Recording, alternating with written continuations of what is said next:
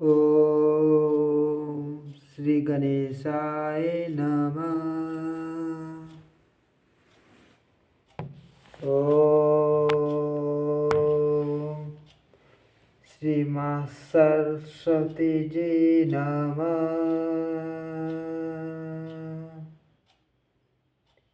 ओम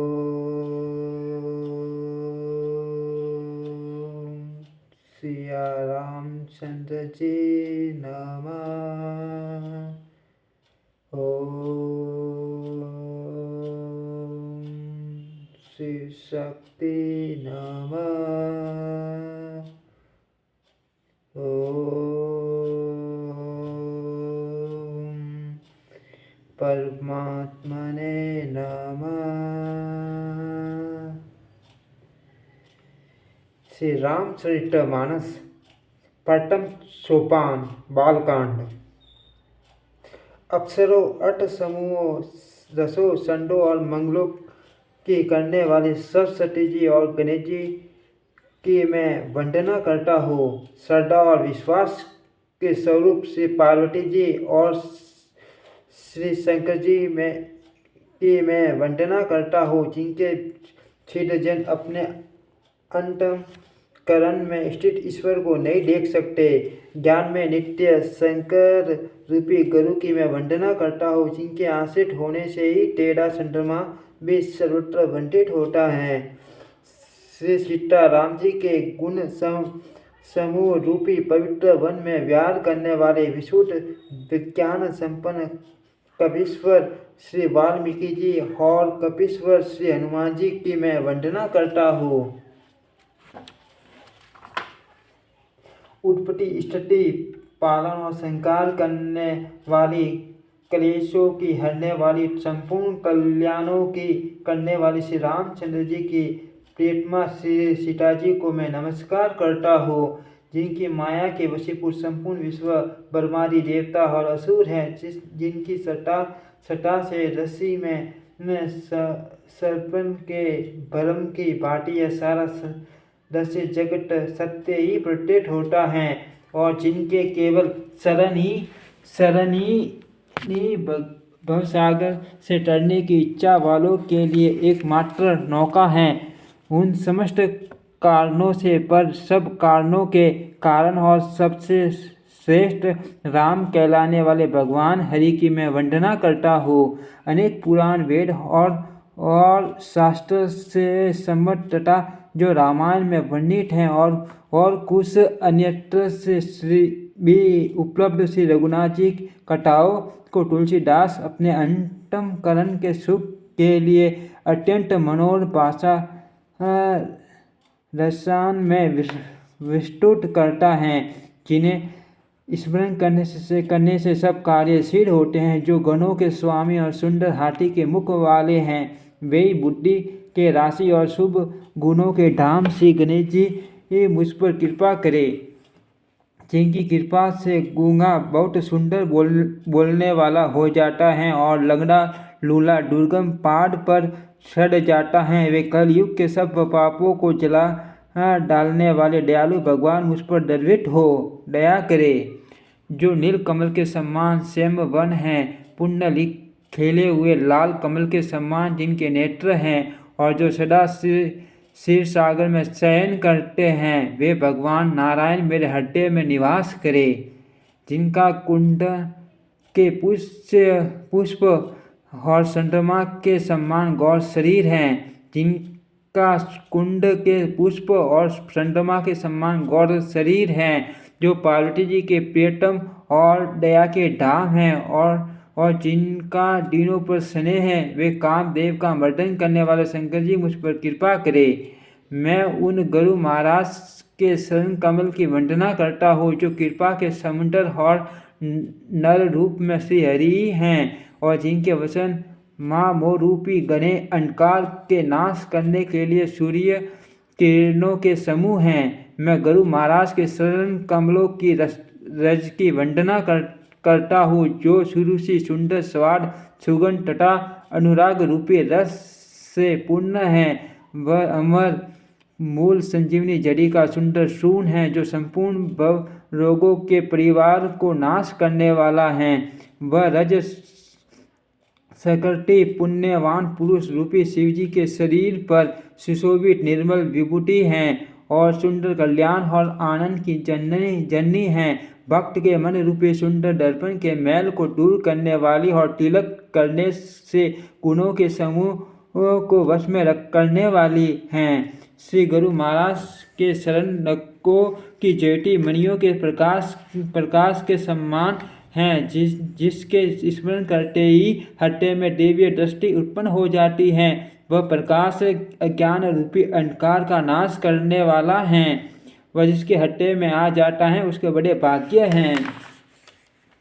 उसके हृदय में आते ही हृदय के निर्मल नेत्र खुल जाते हैं और संसार रूपी रात्रि के दोष दुख मिट जाते हैं। एवं श्री राम चरित्र रूपी मणि और माणिक्य गुप्त और प्रकट जहाँ जो जिस खान में हैं सब दिखाई पड़ने लगते हैं। जैसे जन को नेत्रों में लगाकर साधक सीढ़ी और सुजान पर्वतों वनों और पृथ्वी के अंदर कौतुक से ही बहुत सी खाने देखते हैं। श्री गुरु महाराज के शरणों की रज कोमल और सुंदर नयन मर्त अंजन है जो नेत्रों के दोषों का नाश करने वाला है। उस अनंजन से विवेक रूपी नेत्रों को निर्मल करके मैं संसार रूपी बंधन से छुड़ाने वाले श्री राम चरित्र का वर्णन करता हूँ।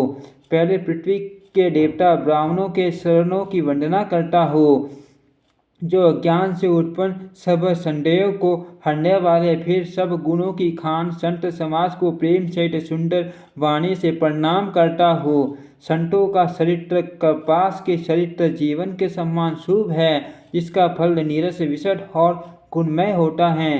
कपास की डोरी नीरस होती है, संत चरित्र में अभी वेश्याशक्ति नहीं है, इससे वह भी नीरस है।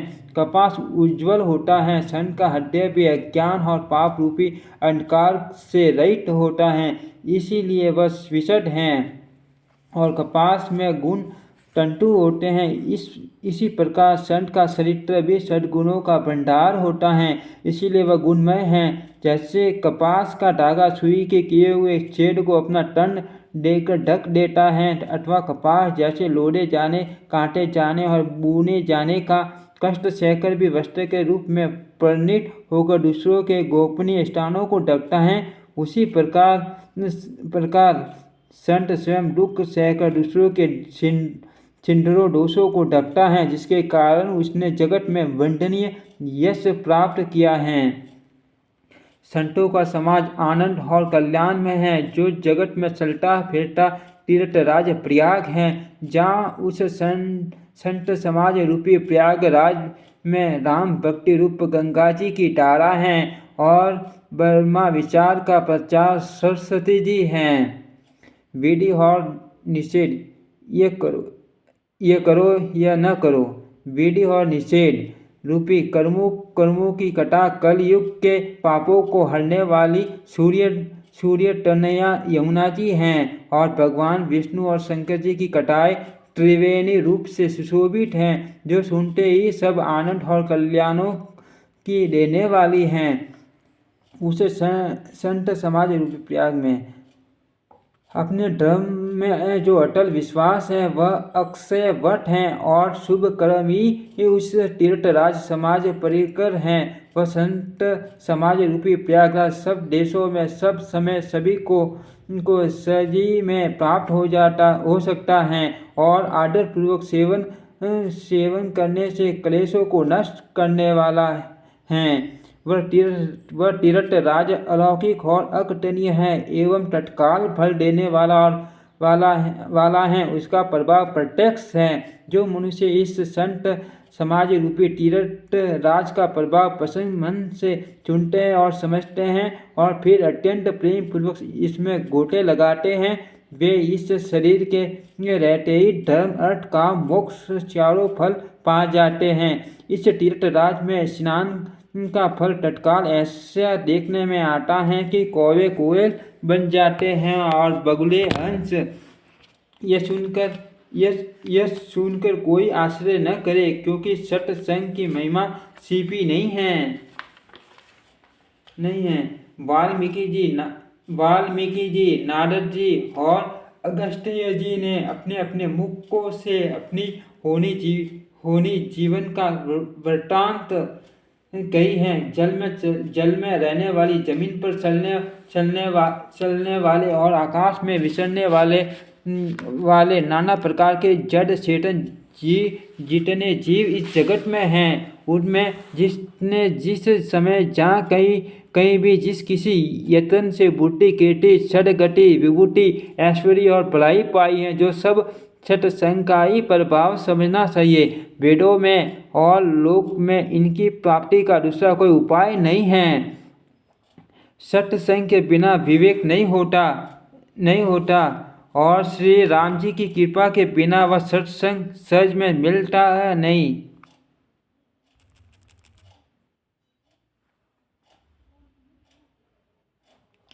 सत्संगति आनंद और कल्याण की जड़ है। सत्संग की सीधी प्राप्ति ही फल है और सब साधन तो फूल हैं। दृष्टि भी सत्संगति पाकर सुधर जाते हैं। जैसे पारस के स्पर्श से लोहा सुहावना हो जाता है, सुंदर सोना बन जाता है, किंतु दैव योग से यदि कभी सज्जन कुसंगति में पड़ जाते हैं तो वे यहाँ भी सांप की मणि के समान अपने गुणों का ही अनुसरण करते हैं। अर्थात जिस प्रकार सांप का संसर्ग पाकर भी मणि उसके विषयों को ग्रहण नहीं करती तथा अपने सहज गुण प्रकाश को नहीं छोड़ती, उसी प्रकार साधु पुरुष के दुष्टों के संग में रहकर भी दूसरों को प्रकाश ही देते हैं। दुष्टों का उन पर कोई प्रभाव नहीं पड़ता। ब्रह्मा, विष्णु, शिव, कवि और पंडितों की वाणी भी संत महिमा का वर्णन करने में सकुचाती हैं। वह मुझसे किस प्रकार नहीं कही जाती। जैसे साग तरकारी बेचने वाले से मणियों के गुण समूह नहीं कहे जा सकते। मैं संतों को प्रणाम करता हूँ जिनके सीट में समता है, जिनका न कोई मित्र है और न शत्रु। जैसे अंजलि में रखे हुए सुंदर फूल, जिस हाथ ने हुए फूलों को तोड़ा और जिसने उनको रखा, उन दोनों ही हाथों को समान रूप से सुगंधित करते हैं, वैसे ही संत शत्रु और मित्र दोनों का ही समान रूप से कल्याण करते हैं। संत सरल हृदय और जगत के हितकारी होते हैं। उनके ऐसे स्वभाव और स्नेह को जानकर मैं विनय करता हूँ। मेरी इस बाल विनय को सुनकर कृपा करके श्री राम जी के चरणों में मुझे प्रीति दे। अब मैं सच्चे भाव से दुष्टों को प्रणाम करता हूँ, जो बिना ही प्रयोजन अपना हित करने वाले के भी प्रतिकूल आचरण करते हैं। दूसरों के हित की हानि जिनकी दृष्टि में लाभ है, जिनको दूसरों के उजड़ने में हर्ष और बसने में विषाद होता है, जो हरि और हर के यश रूपी पूर्णिमा के चंद्रमा के लिए राहु के समान है। अर्थात जहाँ के भगवान विष्णु या शंकर के यश का वर्णन होता है, उसी में वे बाधा देते हैं और दूसरों की बुराई करने में शस्त्र बाहु के समान वीर हैं, जो दूसरों के दोषों को हजार आंखों से देखते हैं और दूसरों के हित रूपी घी के लिए जिनका मन मक्खी के समान है। अर्थात जिस प्रकार मक्खी घी में गिरकर उसे खराब कर देती हैं और स्वयं भी मर जाती हैं, उसी प्रकार दुष्ट लोग दूसरों के बने बनाए काम को अपनी हानि करके भी बिगाड़ देते हैं। जो तेज दूसरों को जलाने वाले ताप में अग्नि और क्रोध में यमराज के समान हैं। पाप और अवगुण रूपी धन में कुबेर के समान धनी है, जिनकी बढ़ती सभी के हित का नाश करने के लिए केतु पुष्ट तारे के समान है और जिनके कुंभकर्ण की तरह छोटे रहने में ही भलाई है। जैसे ओले खेती का नाश करके आप भी गल जाते हैं, वैसे ही दूसरों का काम बिगाड़ने के लिए अपना शरीर तक छोड़ देते हैं। मैं दुष्टों को हजार मुख वाले शेची के समान समझकर प्रणाम करता हूँ, जो पराये दोषों को हजार मुखों से बड़े रोष के साथ वर्णन करते हैं। उनको राजा पुरु, जिन्होंने भगवान का यश सुनने के लिए 10,000 कान मांगे थे के सम्मान जानकर प्रणाम करता हूँ, जो 10,000 कानों से दूसरों का पापों को सुनते हैं। फिर इंद्र के सम्मान मानकर उनकी विनय करता हूँ, जिनको सूरा, मदिरा, नेकी और हितकारी मालूम देती हैं। इंद्र के लिए भी सुरानिक अर्थात देवताओं की सेना हितकारी हैं, जिनको कठोर वसन रूपी वज्र छड़ा प्यारा लगता है और जो 1000 आंखों से दूसरों के दोषों को देखते हैं। दुष्टों की यह रीति है कि वे उदासीन शत्रु अथवा मित्र किसी का भी हित न सुनकर जलते हैं। ये जानकर दोनों हाथ जोड़कर यह जन प्रेम पूर्वक उनसे विनय करता है। मैंने अपनी ओर से विनती की है, परंतु वे अपनी ओर से कभी नहीं झुकेंगे। कौओं को बड़े प्रेम से पालिए, परंतु वे क्या कभी मांस के त्यागी हो सकते हैं।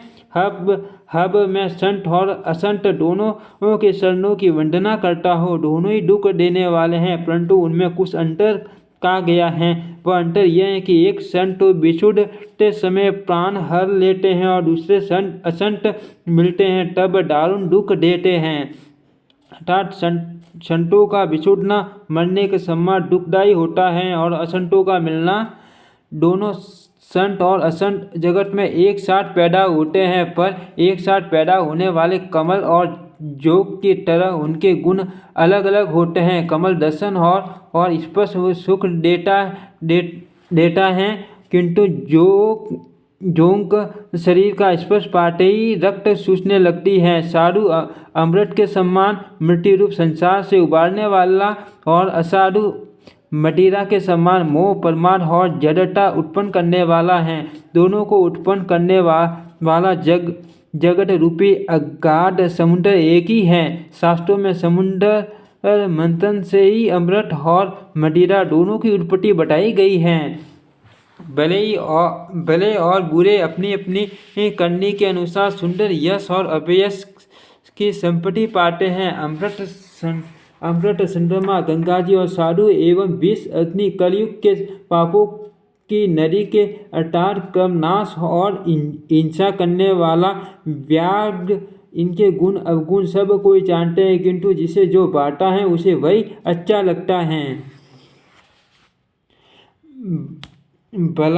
भलाई ग्रहण करता है और निष्ठा को ही ग्रहण किए रहता है। अमृत की सराहना अमर करने में होती है और विष की मारने में। दुष्टों का पापों और अवगुणों और साधुओं के गुणों की कटाई दोनों ही अपार और अथाह समुद्र है। इसी से कुछ गुण और दोषों का वर्णन किया गया है, क्योंकि बिना पहचाने उनका ग्रहण या त्याग नहीं हो सकता। भले ही बुरे सभी ब्राह्मण के पैदा किए हुए हैं,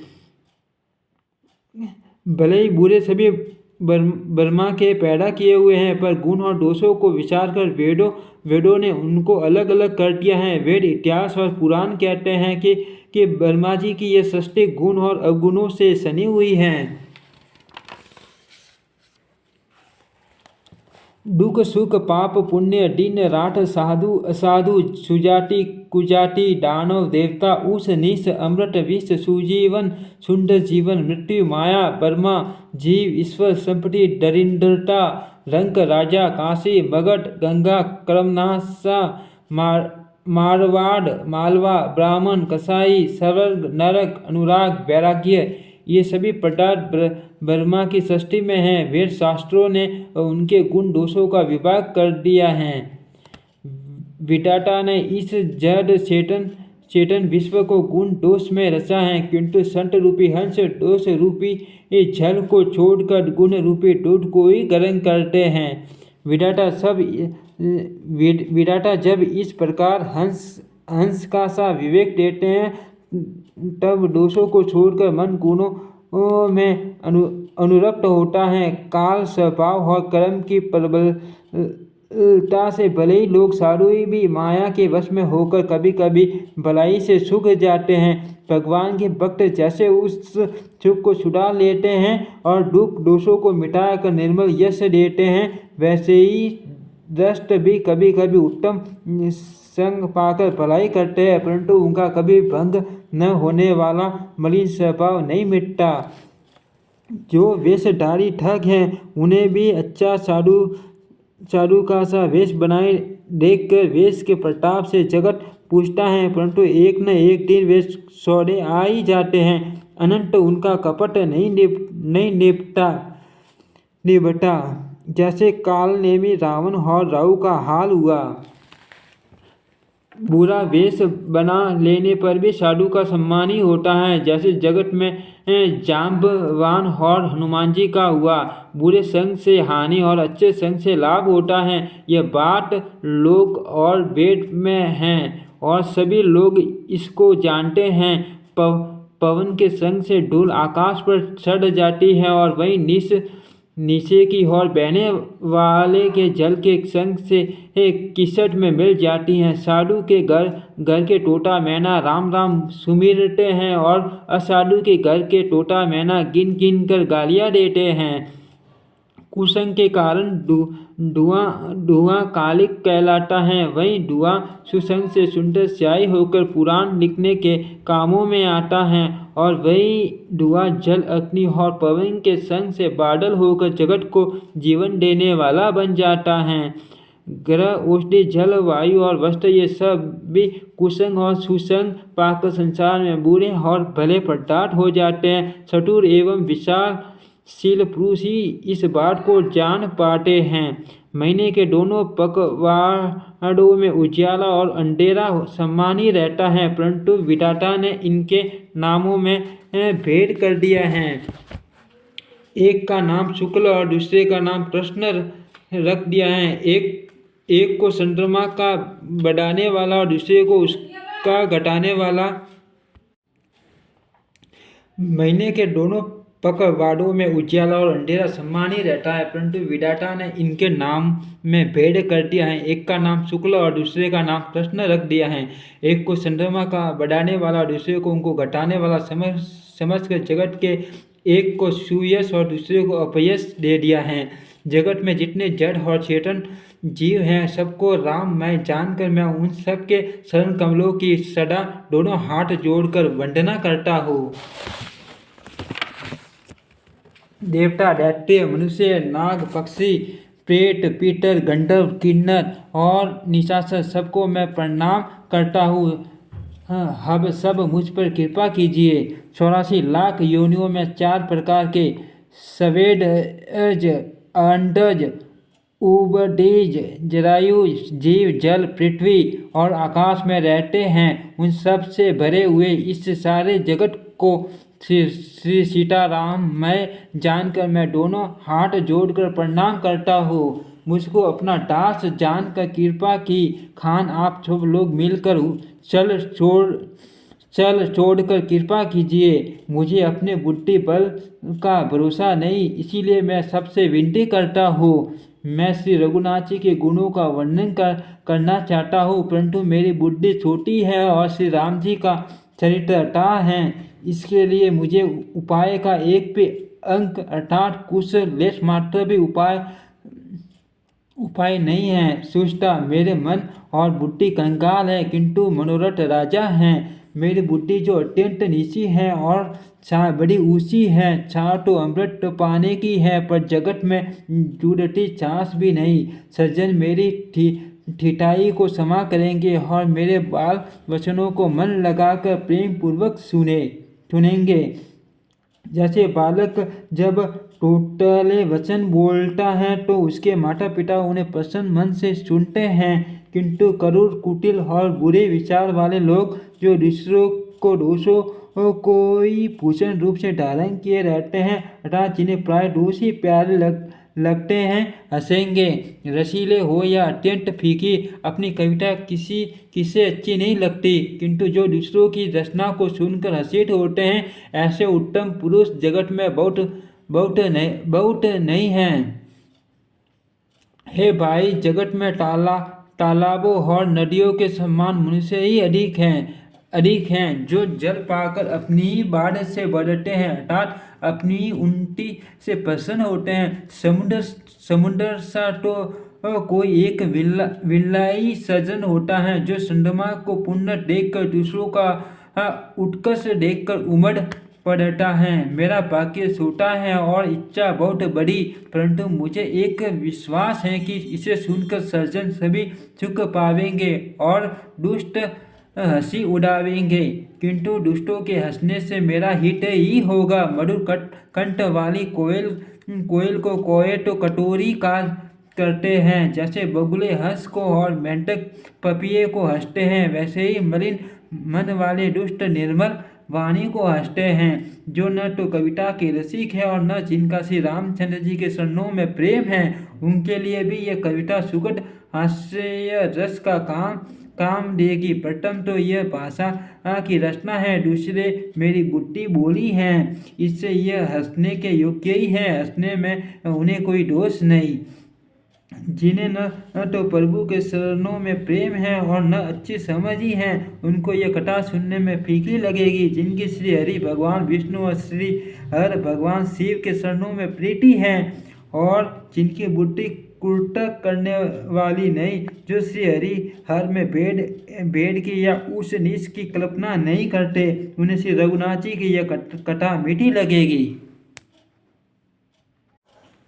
सज्जन गण इस कथा को अपने जी में श्री राम जी की भक्ति से भूषित जानकर सुंदर वाणी से सराहना करते हुए सुनेंगे। मैं न तो कवि हूँ और न वाक्य रचना में ही कुशल हूँ, मैं तो सब कलाओं तथा सब विद्याओं से रहित हो। नाना प्रकार के अक्षर अर्थ और अलंकार, अनेक प्रकार की छंद रचना, भावों और रसों के अपार भेद और कविता के भांति के गुण दोष होते हैं। इनमें से काव्य संबंधी एक भी बात का ज्ञान मुझ में नहीं है। ये मैं कोरे कागज पर लिखकर शपथ पूर्वक सत्य सत्य कहता हूँ।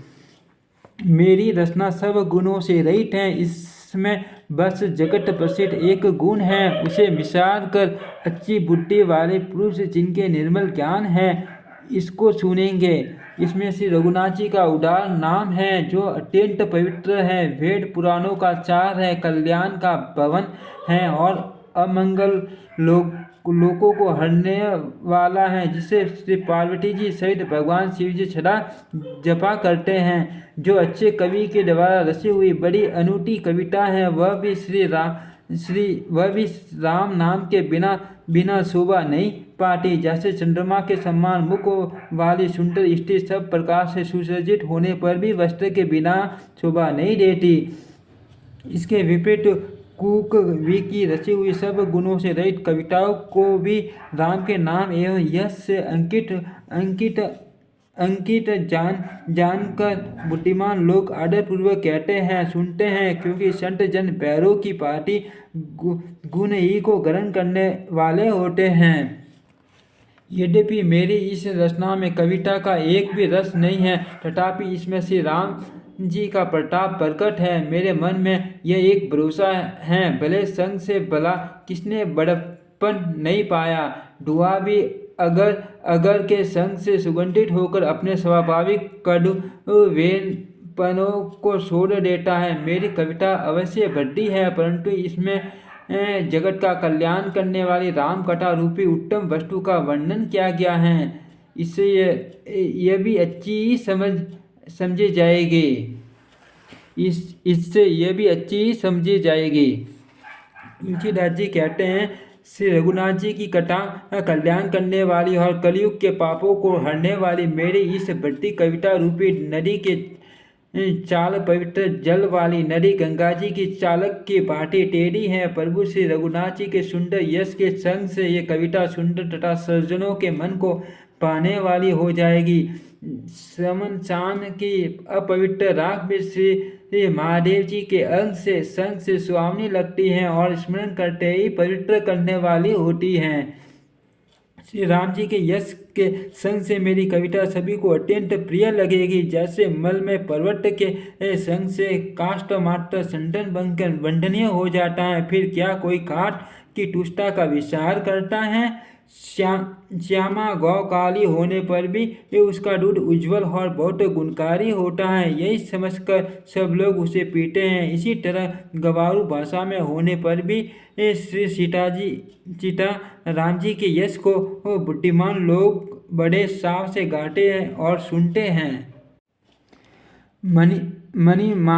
मानिक और मोती की जैसी सुंदर छवि है। यह सांप, पर्वत और हाथी के मस्तक पर वैसी शोभा नहीं पाती। राजा की मुकुट और नव युवती स्त्री के शरीर को पाकर ही ये सब अधिक शोभा को प्राप्त होते हैं। इसी तरह बुद्धिमान लोग कहते हैं कि शुकवी की कविता भी उत्पन्न और कई होती है और शोभा अन्यत्र कई पाती हैं, अर्थात कवि की वाणी से उत्पन्न हुई कविता वहाँ शोभा पाती है जहाँ उसका विचार प्रचार तथा उसमें कथित आदर्श का ग्रहण और अनुसरण होता है। कवि के स्मरण करते ही उसकी भक्ति के कारण सरस्वती जी ब्रह्मालोक को छोड़कर दौड़ी आती हैं। सरस्वती जी दौड़ी आने की वह थकावट रामचरित्र रूपी सरोवर में उन्हें नहलाए बिना दूसरे करोड़ों उपायों से भी दूर नहीं होती। कवि और पंडित अपने हृदय में ऐसा विचार कर कलयुग के पापों को हरने वाले श्री हरि के यश का ही गान करते हैं। संसार रूपी मनुष्य का गुणगान करने से सरस्वती जी सिर ढूंढकर पछताने लगती हैं कि मैं क्यों इसके बुलाने पर आई। बुद्धिमान लोग हृदय को समुद्र, बुद्धि को सीप और सरस्वती जी को स्वाति नक्षत्र के समान कहते हैं। उन कविता रूपी मुक्त मणियों को युक्ति से बैठकर फिर से राम चरित्र रूपी सुंदर तागे में पिरोकर सज्जन लोग अपने निर्मल हृदय में धारण करते हैं, जिससे अत्यंत अनुराग रूपी शोभा होती है। वे आत्यंतिक प्रेम को प्राप्त होते हैं। जो कराल कलयुग में जन्मे हैं, जिनकी कन्या कौवे के समान है और वेश हंस का सा है, जो वेद मार्ग को छोड़कर कुमार्ग पर चलते हैं, जो कपट की मूर्ति और कलयुग के पापों को बांधे हैं, जो श्री राम जी के भक्त कहलाकर लोगों को ठगते हैं, जो धन लोभ क्रोध और काम के गुलाम हैं और जो ढींगा ढींगी करने वाले धर्मध्वजी धर्म की झूठी ध्वजा फहराने वाले डंबी और कपट के डंडों का बोझ ढोने वाले संसार के ऐसे लोगों में सबसे पहले मेरी गिनती है। यदि मैं अपने सब अवगुणों को कहने लगूँ तो कथा बहुत बढ़ जाएगी और मैं पार नहीं पाऊंगा। इससे मैंने बहुत कम अवगुणों का वर्णन किया है। बुद्धिमान लोग थोड़े ही में समझ लेंगे। मेरी अनेकों प्रकार की विनती को समझकर कोई भी इस कथा को सुनकर दोष नहीं देगा। इतने पर भी जो शंका करेंगे वे तो मुझसे भी अधिक मूर्ख और बुद्धि के कंगाल हैं। मैं न तो कवि हूँ न चतुर कहलाता हूँ। अपनी बुद्धि के अनुसार श्री राम जी के गुण गाता हूँ। का तो श्री रघुनाथ जी के अपार चरित्र, कहाँ संसार में आसक्त मेरी बुद्धि। जिस हवा से सुमेरु जैसे पहाड़ उड़ जाते हैं, कहिए तो उसके सामने रुई किस गिनती में है। श्री राम जी की असीम प्रभुता को समझकर कथा रचने में मेरा मन बहुत हिचकता है। सरस्वती जी, शेष जी, शिव जी, ब्रह्मा जी, शास्त्र, वेद और पुराण ये सब नेति कहकर पार नहीं पाकर ऐसा नहीं कहते हुए सदा इनका गुणगान क्या करते हैं। यद्यपि प्रभु श्री रामचंद्र जी की प्रभुता को सब ऐसी अकथनीय ही जानते हैं, तथापि कहे बिना कोई नहीं रहा। इसमें वेद ने ऐसा कारण बताया है कि भजन का प्रभाव बहुत तरह से कहा गया है, अर्थात भगवान की महिमा का पूरा वर्णन तो कोई नहीं कर सकता, परंतु जिससे जितना बन पड़े उतना भगवान का गुणगान करना चाहिए, क्योंकि भगवान के गुणगान रूपी भजन का प्रभाव बहुत ही अनोखा है, उसका नाना प्रकार के शास्त्रों में वर्णन है। थोड़ा सा भी भगवान का भजन मनुष्य का सहज ही भवसागर से टाल देता है। जो परमेश्वर एक हैं, जिनके कोई इच्छा नहीं है, जिनका कोई रूप और नाम नहीं है, जो अजन्मा सच्चिदानंद और परम धाम है और जो सब में व्यापक एवं विश्व रूप है, उन्हीं भगवान ने दिव्य शरीर धारण करके नाना प्रकार की लीला की है। वह लीला केवल भक्तों के हित के लिए ही है, क्योंकि भगवान परम कृपालु हैं और शरणागत के बड़े प्रेमी हैं, जिनकी भक्तों पर बड़ी ममता और कृपा है, जिन्होंने एक बार जिस पर कृपा कर दी उस पर फिर कभी क्रोध नहीं किया। वे प्रभु श्री रघुनाथ जी गई हुई वस्तु को फिर प्राप्त कराने वाले गरीब निवास दीन बंधु, सरल स्वभाव, सर्वशक्तिमान और सबके स्वामी हैं। यही समझकर बुद्धिमान लोग उन श्री हरि का यश वर्णन करके अपनी वाणी को पवित्र और उत्तम फल, मोक्ष और दुर्लभ भगवत प्रेम देने वाली बनाते हैं। उसी बल से महिमा का यथार्थ वर्णन नहीं, परंतु मान फल देने वाले भजन समझकर भगवत कृपा के बल पर ही है। मैं श्री रामचंद्र जी के चरणों में सिर नवाकर श्री रघुनाथ जी के गुणों की कथा कहूँगा। इसी विचार से वाल्मीकि व्यास आदि मुनियों ने पहले हरि की कीर्ति गाई और भाई उसी मार्ग पर चलना मेरे लिए सुगम होगा। जो अत्यंत बड़ी श्रेष्ठ नदियाँ हैं, यदि राजा उन पर पुल बांध देता है तो अत्यंत छोटी सीटियाँ भी उन पर चढ़कर बिना ही परिश्रम के पार चली जाती हैं। इसी प्रकार मुनियों के वर्णन के सहारे मैं भी श्री रामचंद्र जी का वर्णन सहज ही कर सकूँगा। इस प्रकार मन को बल दिखलाकर मैं श्री रघुनाथ जी की सुहावनी कथा की रचना करूँगा। व्यास आदि जो अनेकों श्रेष्ठ कवि हो गए हैं, जिन्होंने बड़े आदर्श श्री हरि का सुयश वर्णन किया है, मैं उन सब श्रेष्ठ कवियों के शरण कमलों में प्रणाम करता हूँ। वे मेरे सब मनोरथों को पूरा करे। कलयुग के भी उन कवियों को मैं प्रणाम करता हूँ, जिन्होंने श्री रघुनाथ जी के गुण समूह का वर्णन किया है। जो बड़े बड़े बुद्धिमान प्राकृत कवि हैं, जिन्होंने भाषा में हरीश चरित्रों का वर्णन किया है, जो ऐसे कवि पहले हो चुके हैं, जो इस समय वर्तमान में हैं और जो आगे होंगे, उन सबको मैं सारा कपट त्याग कर प्रणाम करता हूँ। आप सब प्रसन्न होकर यह वरदान दीजिए कि साधु समाज में मेरी कविता सम्मान हो, क्योंकि बुद्धिमान लोग जिस कविता का आदर नहीं करते, मूर्ख कवि उसकी रचना का व्यर्थ परिश्रम करते हैं। कीर्ति, कविता और संपत्ति वही उत्तम है जो गंगा जी की तरह सबका हित करने वाली हो। श्री रामचंद्र जी की कीर्ति तो बड़ी सुंदर, सबका अनंत कल्याण करने वाली है, परंतु मेरी कविता बढ़ती है, यह असम जनसे है, अर्थात इन दोनों का मेल नहीं मिलता। इसी की मुझे चिंता है। परंतु हे कवियों, आपकी कृपा से यह बात भी मेरे लिए सुलभ हो सकती है। रेशम की सिलाई टाट पर भी सुहावनी लगती है। चतुर पुरुष उसी कविता का आदर करते हैं जो सरल हो और जिसमें निर्मल चरित्र का वर्णन हो, तथा जिसे सुनकर शत्रु भी स्वाभाविक वैर को भूलकर सराहना करने लगे। ऐसी कविता बिना निर्मल बुद्धि के होती नहीं, और मेरे बुद्धि का बल बहुत ही थोड़ा है। इसीलिए बार बार न्योरा करता हूँ कि हे कवियों, आप कृपा करें जिससे मैं हरि यश का वर्णन कर सकूँ। कवि और पंडित गण, आप जो रामचरित्र रूपी मानसरोवर के सुंदर अंश हैं, मुझे बालक की विनती सुनकर और सुंदर दूसरी देखकर मुझ पर कृपा करें। मैं उन वाल्मीकि मुनि के शरण कमलों की वंदना करता हूँ, जिन्होंने रामायण की रचना की, जो खर राक्षस सहित होने पर भी खर कठोर से विपरीत बड़ी कोमल और सुंदर हैं, तथा जो दूषण राक्षस सहित होने पर भी दूषण अर्थात दोष से रहित हैं।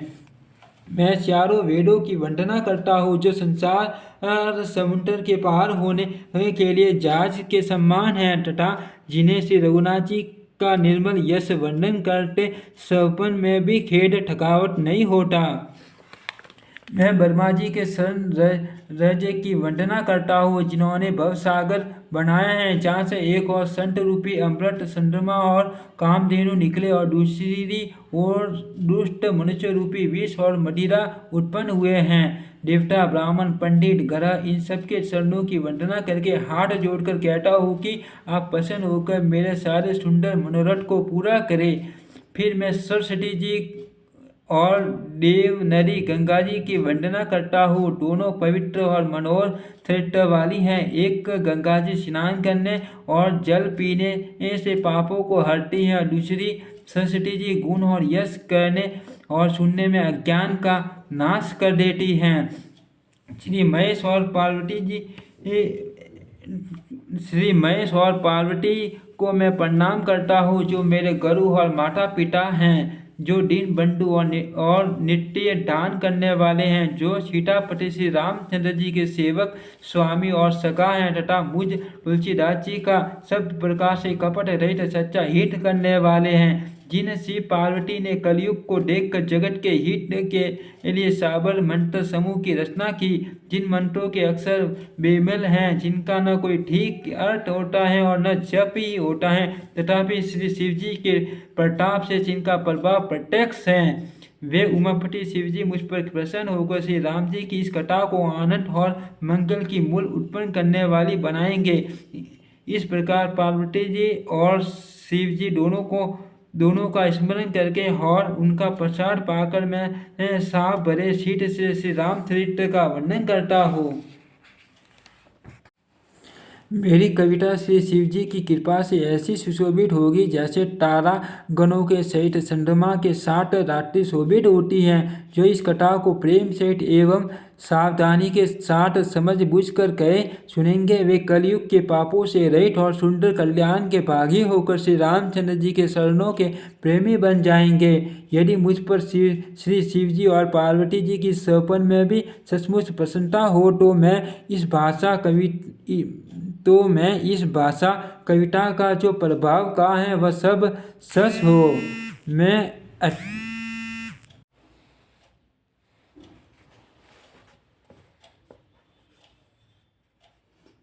मैं अति पवित्र अयोध्यापुरी और कलयुग के पापों का नाश करने वाली श्री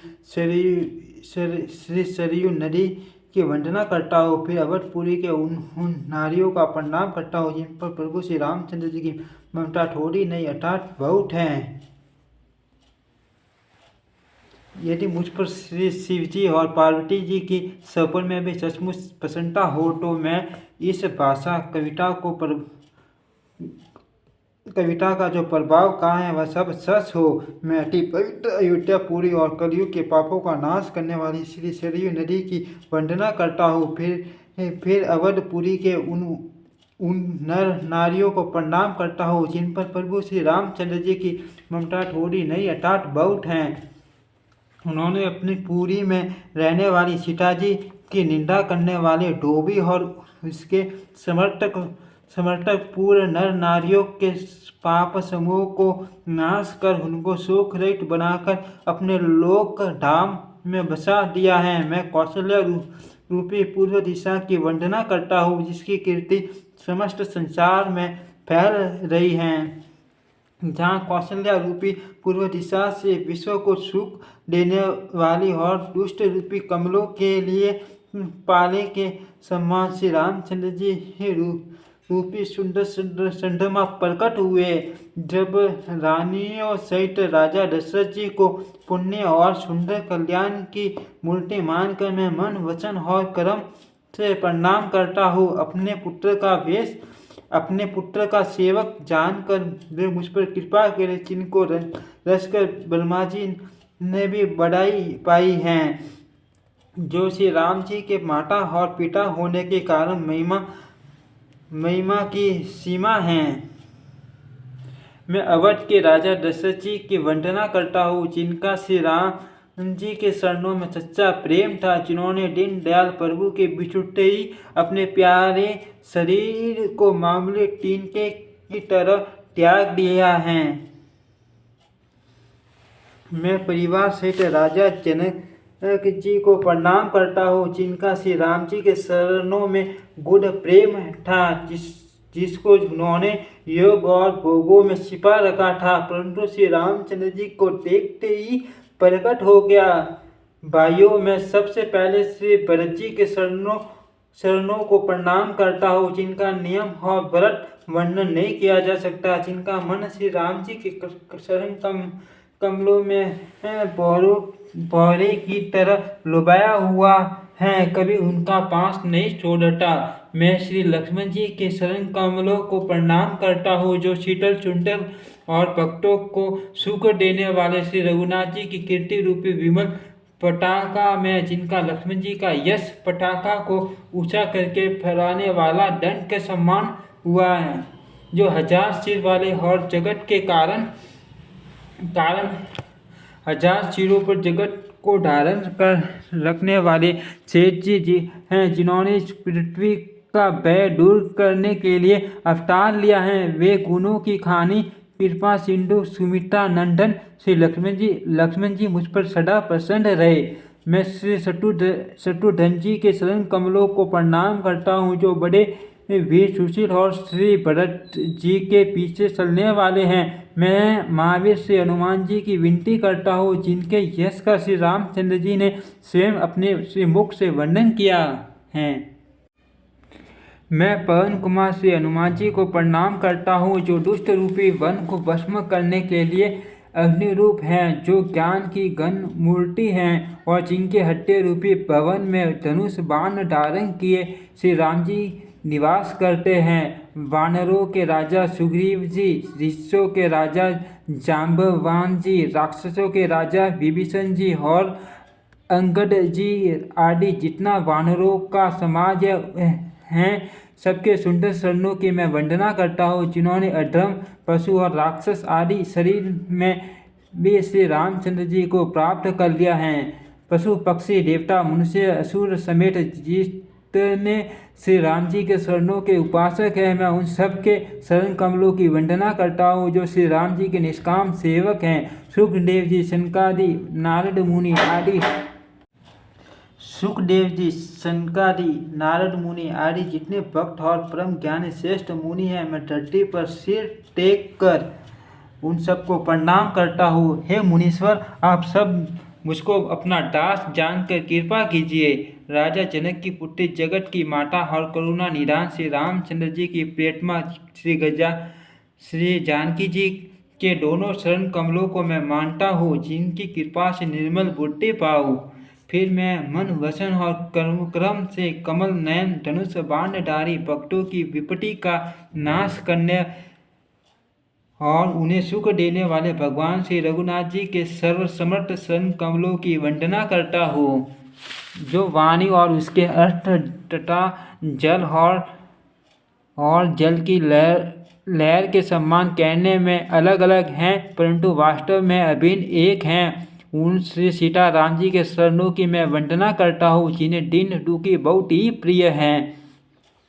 मैं श्री रघुनाथ जी के नाम राम की वंदना करता हूँ, जो कृषाणु अग्नि भानु सूर्य और हिमकर चंद्रमा का हेतु अर्थात र आ और म रूप से बीज हैं। वह राम नाम ब्रह्मा विष्णु और शिव रूप हैं। वह वेदों का प्राण है, निर्गुण उपमा रहित और गुणों का भंडार है, जो महामंत्र हैं, जिसे महेश्वर श्री शिव जी जपते हैं, और उनके द्वारा जिसका उपदेश काशी में मुक्ति का कारण है, तथा जिसकी महिमा को गणेश जी जानते हैं, जो इस राम नाम के प्रभाव से ही सबसे पहले पूजे जाते हैं। आदि कवि श्री वाल्मीकि जी राम नाम के प्रताप को जानते हैं, जो उल्टा नाम मरा जप कर पवित्र हो गए हैं। श्री शिव जी के इस वचन को सुनकर कि एक राम नाम शस्त्र नाम के समान है, पार्वती जी सदा अपने पति श्री शिव जी के साथ राम नाम का जप करते रहती हैं। नाम के प्रति पार्वती जी के हृदय की ऐसी प्रीति देखकर श्री शिव जी हर्षित हो गए, और उन्होंने स्त्रियों में भूषण रूप पतिव्रताओं में शिरोमणि पार्वती जी को अपना भूषण बना लिया, अर्थात उन्हें अपने अंग में धारण करके अर्धांगिनी बना लिया। नाम के प्रभाव को श्री शिव जी भली भांति जानते हैं, जिस प्रभाव के कारण कालकूट जहर ने उनको अमृत का फल दिया। श्री रघुनाथ जी की भक्ति वर्षा ऋतु हैं। तुलसीदास जी कहते हैं कि उत्तम सेवक गण धन हैं और राम नाम के 2 सुंदर अक्षर सावन भादो के महीने हैं। दोनों अक्षर मधुर और मनोहर हैं, जो वर्णमाला रूपी शरीर के नेत्र हैं। दोनों अक्षर मधुर और मनोहर हैं, जो वर्णमाला रूपी शरीर के नेत्र हैं। भक्तों के जीवन हैं तथा स्मरण करने में सबके लिए सुलभ हैं और सुख देने वाले हैं, और जो इस लोक में लाभ और परलोक में निर्वाह करते हैं, अर्थात भगवान के दिव्य धाम में दिव्य देह में सदा भगवत सेवा में नियुक्त रखते हैं। ये कहने सुनने और स्मरण करने में बहुत ही अच्छे, सुंदर और मधुर हैं। तुलसीदास जी को तो श्री राम लक्ष्मण के समान प्यारे हैं। इनका र और म का अलग अलग वर्णन करने में प्रीति बिल गाती है, अर्थात बीज मंत्र की दृष्टि से इनके उच्चारण अर्थ और फल में भिन्नता दिख पड़ती है, परंतु ये जीव और ब्राह्मण के समान स्वभाव से ही साथ रहने वाले सदा एक रूप और एक रस हैं। ये दोनों अक्षर नर नारायण के समान सुंदर भाई हैं। ये जगत का पालन और विशेष रूप से भक्तों की रक्षा करने वाले हैं। ये भक्ति रूपिणी सुंदर स्त्री के कानों को सुंदर आभूषण कर्णफूल हैं और जगत के हित के लिए निर्मल चंद्रमा और सूर्य हैं। ये सुंदर गति मोक्ष रूपी अमृत के सवार और टुपटी के समान है। कश्यप और शेष जी के समान पृथ्वी के धारण करने वाले हैं। भक्तों के मन रूपी सुंदर कमल में विहार करने वाले भौरे के समान हैं और जीव रूपी यशोदा जी के लिए श्री कृष्ण और बलराम जी के समान आनंद देने वाले हैं। तुलसीदास जी कहते हैं, श्री रघुनाथ जी के नाम के दोनों अक्षर बड़ी शोभा देते हैं, जिनमें से एक रकार सत्य रूप रेप से और दूसरा मकार मुकुट मणि अनुस्वार रूप से सब अक्षरों के ऊपर हैं। समझने में नाम और नामी दोनों एक से हैं, किंतु दोनों में परस्पर स्वामी और सेवक के समान प्रीति है, अर्थात नाम और नामी में पूर्ण एकता होने पर भी जैसे स्वामी के पीछे सेवक चलता है, उसी प्रकार नाम के पीछे नामी चलते हैं। प्रभु श्री राम जी अपने राम नाम का ही अनुगमन करते हैं, नाम लेते ही वहाँ आ जाते हैं। नाम और रूप दोनों ईश्वर की उपाधि हैं। ये भगवान के नाम और रूप हैं, दोनों अनिर्वचनीय हैं, अनादि हैं और सुंदर शुद्ध भक्ति युक्त बुद्धि से ही इनका दिव्य अविनाशी स्वरूप जानने में आता है। इन नाम और रूप में कौन बड़ा है कौन छोटा, ये कहना तो अपराध है। इनके गुणों का तारतम्य कमी बेशी सुनकर साधु पुरुष स्वयं ही समझ लेंगे। रूप नाम के अधीन देखे जाते हैं। नाम के बिना रूप का ज्ञान नहीं हो सकता। कोई सा विशेष रूप बिना उसका नाम जाने हथेली पर रखा हुआ भी पहचाना नहीं जा सकता, और रूप के बिना देखे भी नाम का स्मरण किया जाए तो विशेष प्रेम के साथ वह रूप हृदय में आ जाता है। नाम और रूप की गति की कहानी विशेषता की अकथनीय है। वह समझने में सुखदायक है, परंतु उसका वर्णन नहीं किया जा सकता। निर्गुण और सगुण उनके बीच में नाम सुंदर साक्षी हैं और दोनों का यथार्थ ज्ञान कराने वाला चतुर दुभाषिया हैं। तुलसीदास जी कहते हैं, यदि तू भीतर और बाहर दोनों और उजाला चाहता है तो मुख रूपी द्वार की जीव रूपी दहली पर राम नाम रूपी मणि दीपक को रख। ब्राह्मण के बनाए हुए इस प्रपंच दस्य जगत से भलीभांति छूटे हुए वैराग्यवान मुक्त योगी पुरुष इस नाम को ही जीव से जपते हुए तत्व ज्ञान रूपी दिन में जागते हैं और नाम तथा रूप से रहित अनुपम अनिर्वचनीय अनामय ब्रह्म सुख का अनुभव करते हैं। जो परमात्मा के गुण को रहस्य को अर्थात महिमा को जानते हैं जो परमात्मा के गुण रहस्यों को यथार्थ महिमा को जानना चाहते हैं वे जिज्ञासु भी नाम को जीभ से जप कर उसे जान लेते हैं। लौकिक सिद्धियों के सामने वाले अर्थार्थी साधक लौ लगाकर नाम का जप करते हैं और अनिवार्य आठों सिद्धियों को पाकर सिद्ध हो जाते हैं। संकट से घबराए हुए 8 भक्त नाम जप करते हैं तो उनके बड़े भारी बुरे बुरे संकट मिट जाते हैं और वे सुखी हो जाते हैं। जगत के 4 प्रकार के फर्स्ट अर्थात धनादि सांस से बजने वाले, सेकंड 8 संकट की निवृत्ति के लिए बजने वाले, थर्ड जिज्ञासु भगवान को जानने की इच्छा से बजने वाले, 4 ज्ञानी भगवान को तत्व से जानकर स्वाभाविक ही प्रेम से बजने वाले राम भक्त, और चारों ही पुण्यात्मा पाप रहित और उदार हैं। चारों ही चतुर भक्तों को नाम का ही आधार है।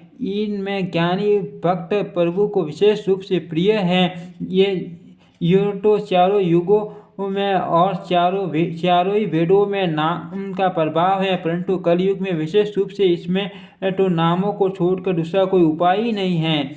जो सब प्रकार की भोग और मोक्ष की भी कामनाओं से रहित और श्री राम भक्ति के रस में लीन है, उन्होंने भी नाम के सुंदर प्रेम रूपी अमृत के सरोवर में अपने मन को मछली बना कर रखा है, अर्थात वे नाम रूपी सुधा का निरंतर आस्वादन करते रहते हैं, क्षण भर भी उससे अलग होना नहीं चाहते। निर्गुण और सगुण ब्राह्मण के 2 स्वरूप हैं। ये दोनों ही अकथनीय अर्थात अनादि और अनुपम हैं। मेरी सम्मति में नाम इन दोनों से बड़ा है, जिसने अपने बल से दोनों को अपने वश में कर रखा है। सज्जनगण इस बात को मुझ दास की ठिठाई या केवल काव्योक्ति न समझे। मैं अपने मन के विश्वास, प्रेम और रुचि की बात कहता हूँ। निर्गुण और सगुण दोनों प्रकार के ब्राह्मण का ज्ञान अग्नि के समान है। निर्गुण उस अप्रकट अग्नि के समान है जो काठ के अंदर है परंतु दिखती नहीं, और सगुण उस प्रकट अग्नि के समान है जो प्रत्यक्ष दिखती है।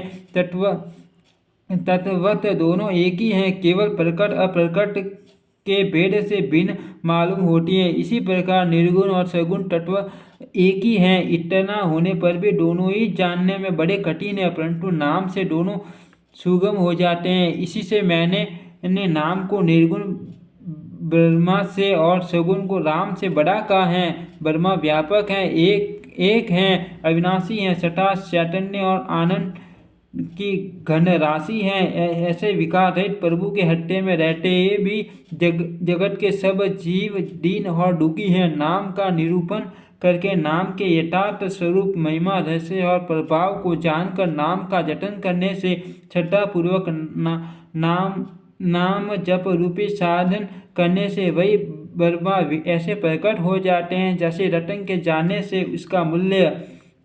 इस प्रकार निर्गुण से नाम का प्रभाव अत्यंत बड़ा है। हम अपने विचार के अनुसार कहता हूँ कि नाम सगुण राम से भी बड़ा है। श्री रामचंद्र जी ने भक्तों के हित के लिए मनुष्य शरीर धारण करके स्वयं कष्ट सहकर साधुओं को सुखी किया है, परंतु भक्तगण प्रेम के साथ नाम का जप करते हुए सजई में आनंद और कल्याण के घर हो जाते हैं। श्री राम जी के एक तपस्वी की स्त्री अहल्या को ही तारा, परंतु नाम ने करोड़ों दुष्टों की बिगड़ी बुद्धि को सुधार लिया। श्री राम जी ने ऋषि विश्वामित्र के हित के लिए एक सुकेतु यक्ष की कन्या ताड़का की सेना और पुत्र सुबाहु सहित समाप्ति की, परंतु नाम अपने भक्तों के दोष, दुख और दुराचारों का इस तरह नाश कर देता है जैसे सूर्य रात्रि का। श्री राम जी ने तो स्वयं शिव जी के धनुष को तोड़ा, परंतु नाम का प्रताप ही संसार के सब भयों का नाश करने वाला है। प्रभु श्री राम जी ने भय का दंड के वनों को सुहावना बनाया है, परंतु नाम के असंख्य मनुष्यों के मनों को पवित्र किया है। श्री रघुनाथ जी ने राक्षसों के समूह को मारा, परंतु नाम तो कलयुग के सारे पापों को जड़ उखाड़ने वाला है। श्री रघुनाथ जी ने तो सबरी जटायु आदि उत्तम सेवक को ही मुक्ति दी है, परंतु नाम ने अगणित दुष्टों का उद्धार किया है। नाम के गुणों की कथा वेदों में प्रसिद्ध हैं। श्री राम जी ने सुग्रीव और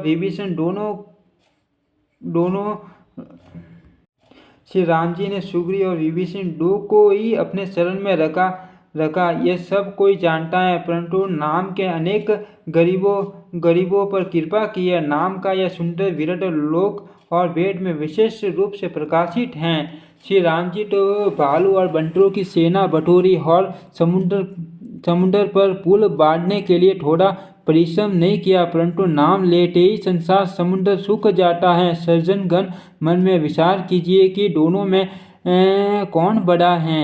श्री रामचंद्र जी ने कुटुंब सहित रावण को युद्ध में मारा, तब सीता सहित उन्होंने अपने नगर अयोध्या में प्रवेश किया। राम राजा हुए, अवध उनकी राजधानी हुई। देवता और मुनि सुंदर वाणी से जिनके गुण गाते हैं, परंतु सेवक भक्त प्रेम पूर्वक नाम के स्मरण मात्र से बिना परिश्रम मोह की प्रबल सेना को जीतकर प्रेम में मगन हुए अपने ही सुख में विचरते हैं। नाम के प्रसाद से उन्हें सपने में भी कोई चिंता नहीं सताती।